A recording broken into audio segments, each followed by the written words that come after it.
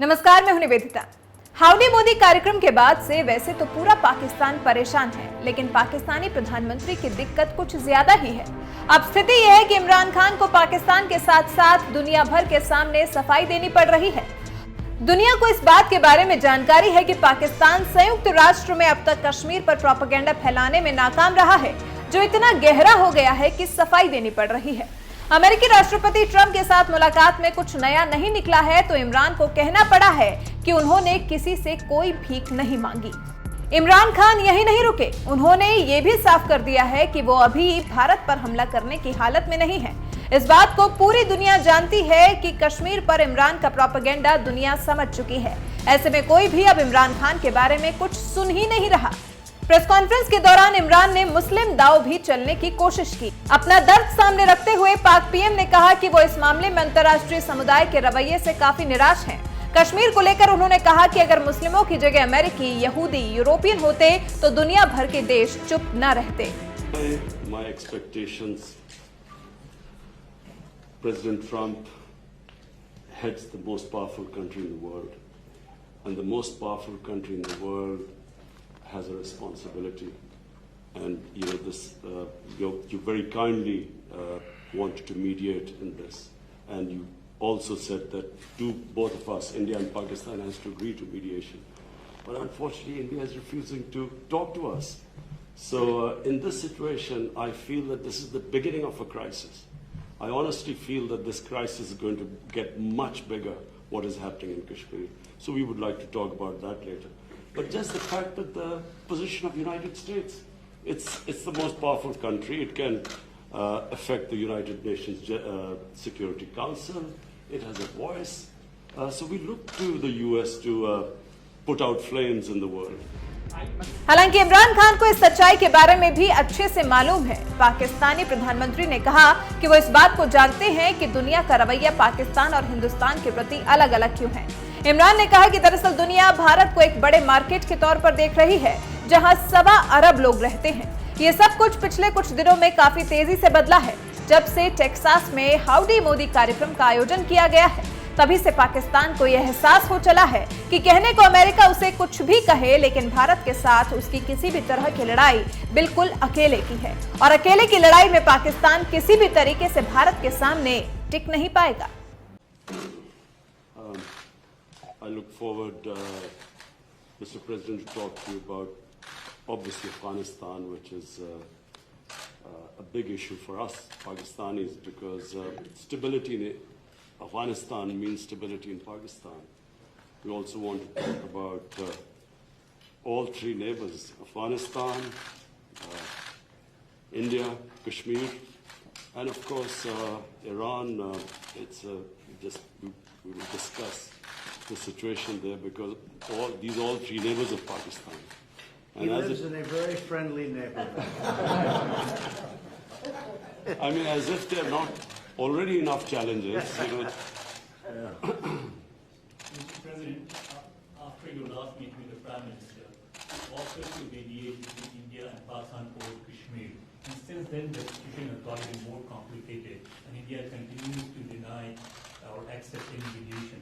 So where does the offer stand now, and don't you think It would always stand. If I can help, I would certainly do that. And it will be dependent on both of these gentlemen. One without the other doesn't work if you're going to do mediation or if you're going to do an arbitration. But certainly I would be willing to help if both Pakistan, let's say, and India wanted me to do that. I am ready, willing, and able. It's a complex issue. It's been going on for a long time. But if both wanted it, I would be ready to do it. Mr. President, but the only thing is, reverting back to my question in the Oval Office on Kashmir, Yes. you know, the thing is, you are asking both the parties to accept and agree.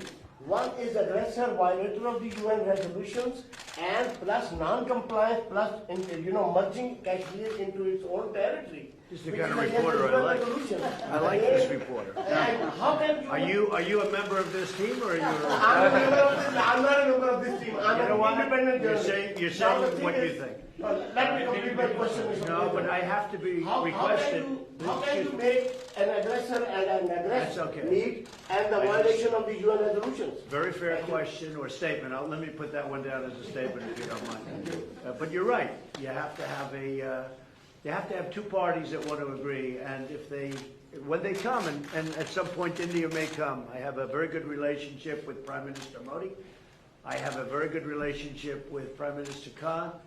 And if at any time they say, we have some points that we think we can maybe iron out, I think I'd be an extremely good arbitrator. I've done it before, believe it or not, and I've never failed as an arbitrator. I've been asked to arbitrate disputes, pretty big ones from friends, and I've done it in a good, successful fashion. If I can be of help, you know that. If I can be of help, let me know. But you'd have to have the assent also from the other side. Mr. President, Mr. Johnson has now called for a new deal, just moments ago, for a new Iran deal. This is the first time he's called for that. I wonder what your reaction to it, and have you discussed that with Well, I him? think that's why he's a winner. That's why he's a man that's going to be successful in the UK, and I think that's great. You're talking about Boris, Yes, right? Boris. Boris is a man who, number one, he's a friend of mine, and number two, he's very smart, very tough. And he does want a new deal because the other deal was ready to expire. It was a very short number of years left. All that money paid and wasted. You didn't have the right to inspect the appropriate sites. You were looking at sites that would never be used to create nuclear. The sites that they would use, we weren't allowed to inspect. What kind of a deal is that? And ballistic missiles. They're allowed to test ballistic missiles and other things. But one of the biggest things is the fact that the agreement is going to expire in a very short number of years. And what kind of a deal is that? We're dealing with countries. You have to go long term. So I respect Boris a lot, and I am not at all surprised that he was the first one to come out and say that. Mr. President, this is the first time. Mr. President, this is the first time. This is the first time. This is the first time. So this is Jazeb Ali from Airline News TV Pakistan. So this is the first time we get honest leadership like you in America. And in I past, agree with that. This is the first time you've had so in past, honesty. in You've had a past, lot of dishonesty, and they've treated Pakistan very badly. so in past, People in my position have treated Pakistan very badly. so in past, And I think that I wouldn't say Pakistan has treated us too well either, but maybe there was a reason. And in fact, I think there was a reason for it. so in past you have said that you don't trust Pakistan. So when we have honest leadership, I and trust Pakistan, but people before me didn't, but they didn't know what they were doing. So it's just one of those little problems in life. You know, you know what I do? I trust this gentleman right here. And I do trust Pakistan. I know I have a lot of Pakistani friends living in New York. They're smart. Great negotiators, by the way, in case you had any questions. They're among the toughest negotiators in the world. so you are bringing peace. And you know what? It's all going to work out. But if I can help, I'd like to help. But I don't think you've ever had a president that felt the way I do in a positive way about Pakistan. I don't think you have. I've looked back and I've seen where it was. But I also have a very good relationship with India. I have a good relationship with both. So that if they decide to use that feeling among both, I think we can help out. But there's been a long-standing feud. This has been going on for a long time. So you're. Mr. President, yesterday on Shared the Stage with PM Modi, he alleged that Pakistan is the hub of terrorism. Do you endorse that or do you disagree with that? Because you said that Pakistan has made a lot of terror. Well, I really have been pointing much more to Iran. I mean, Iran, if you look at that's been really the state of terror. I've been saying it's the #1 state of terror in the world. And the agreement we had does not cover that. It was not doing well. It was doing very poorly. And now Iran is doing very poorly.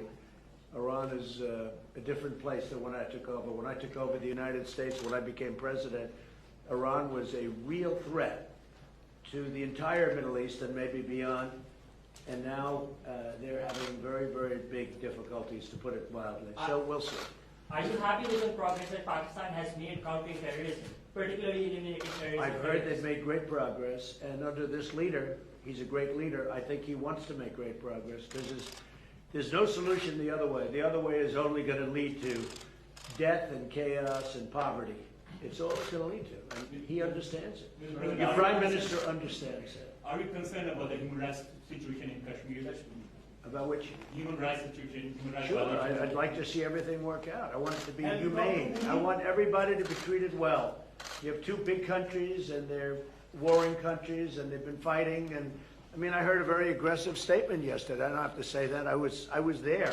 I didn't know I was going to hear that statement. I had said, but I was sitting there, and I heard a very aggressive statement yesterday from India, from the Prime Minister, and I will say it was very well received within the rule, within the room, the statement itself. That was a big room. There were 59,000 people. But it was a very aggressive statement, and I hope that they're going to be able to come together, India and Pakistan, and do something that's really smart and good for both. And I'm sure there's always a solution. And I really believe there's a solution to that. If you can help this, you might find a Nobel Prize. Mr. President. You've asked one already. Go ahead. Quickly. Make 1 second statement. Now, if you can solve this outstanding issue of Kashmir, very likely and definitely you will be deserving a Nobel Prize on that. I think I'll get a Nobel Prize for How about that? Mr. President. I think I'm going to get a Nobel Prize for a lot of things if they gave it out fairly, which they don't. Mr. President. They gave one to Obama immediately upon his ascent to the presidency, and he had no idea why he got it. And you know what? That was the only thing I agreed with him on. Mr. President, Mr. President, Mr. President. Right, come on. Other than Pakistan and India, the Kashmiri people are suffering last 15 days. They will talk later on, but right now there was human rights violation in Kashmir. 50 days lockdown, no internet, no food, nothing. So, what do you want to do for Kashmiri people? Where do you find reporters like this? These guys are